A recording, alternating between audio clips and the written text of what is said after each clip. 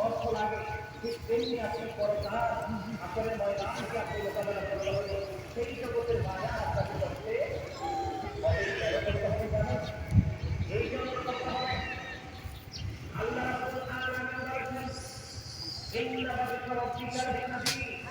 আল্লাহ বলেছেন